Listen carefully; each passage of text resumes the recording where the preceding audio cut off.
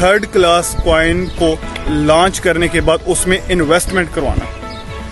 अक्सर ट्रेडर जब कोई ऐसी न्यूज़ सुनते हैं कि कोई कॉइन ऊपर जाने वाला है, कोई ब्रोकर या कोई इन्फ्लुएंसर उनको ये कहता है कि इस कॉइन में ट्रेडिंग कर लो, ये बहुत ऊपर चला जाएगा, तो वो वहाँ पे एक्साइटमेंट बाइंग कर लेते हैं। एक्साइटमेंट बाइंग का जो मीनिंग है कि ओवर कॉन्फिडेंस में होके या पुरजोश होके कोई ट्रेड ओपन कर लेना, कॉइन्स खरीद लेना।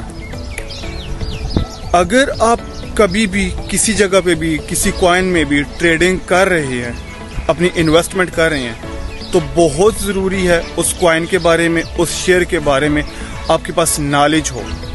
आप उस पर रिसर्च करो, उस पर एनालिसिस करो कि वो कॉइन या वो शेयर आपके एनालिसिस पे पूरा उतर रहा है कि नहीं। अगर वो आपके एनालिसिस पे पूरा नहीं उतर रहा, कोई ज़रूरत नहीं है उस पर ट्रेड करने की, क्योंकि जो ब्रोकर्स होते हैं या इन्फ्लुएंसर्स होते हैं, इनका कमीशन होता है कि किसी थर्ड क्लास कॉइन को लॉन्च करने के बाद उसमें इन्वेस्टमेंट करवाना।